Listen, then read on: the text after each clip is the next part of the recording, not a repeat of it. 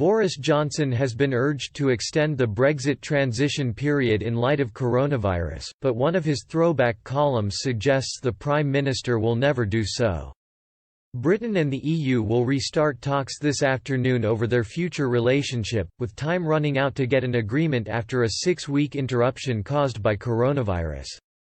Officials will meet by video conference for a full week of discussions, their first since the inaugural round in Brussels at the beginning of March. Shortly after that meeting, David Frost and Michel Barnier, the two sides' chief negotiators, were forced into isolation after showing symptoms of the disease. They resume talks as the UK's opposition to extending the deadline hardens, and officials say they have made little progress beyond identifying the major areas of disagreement.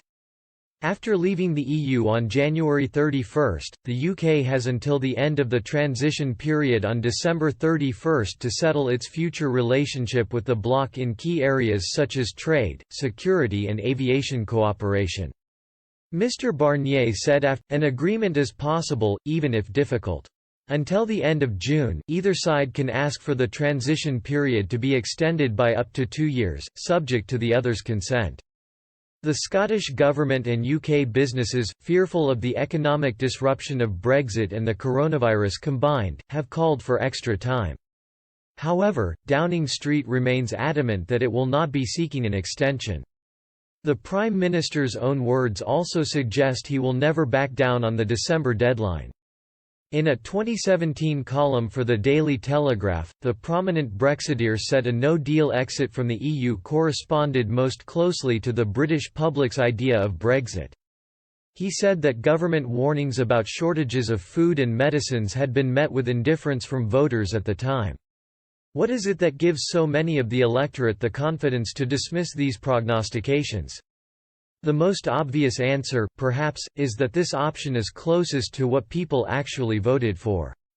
When 17.4 million chose to leave the EU, they didn't vote to stay locked in the customs union or the single market. There was no suggestion that we would pay £39 billion for nothing, without even a sniff of a trade deal with Brussels.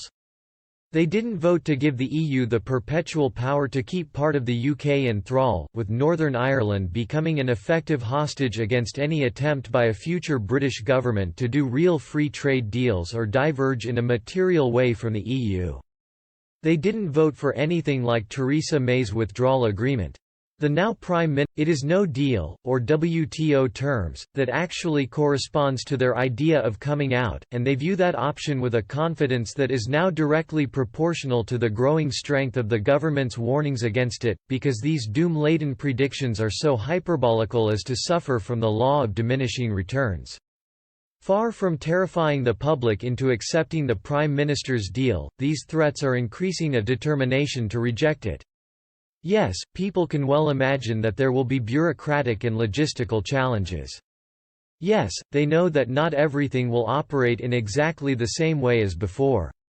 But if they are told that it is a choice between a temporary shortage of, say, cheese and onion crisps or a permanent subjection of this country to the EU, with no say in EU law-making, the public is now grimly determined to make do, hunkering down with prawn cocktail until such time as cheese. In December, Mr. Johnson became the most popular Prime Minister since Margaret Thatcher, as Britons widely backed his pledge to get Brexit done.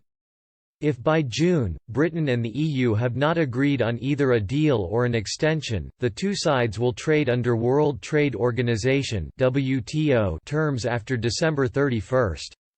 Mr. Johnson's 2017 column suggests he would be more than comfortable with this scenario, as he seeks other free trade agreements around the world. A source close to the Prime Minister's advisor Dominic Cummings told The Times on Saturday that there is already a view in Number 10 that the UK is heading for no deal. They said, the two sides are a million miles away from each other.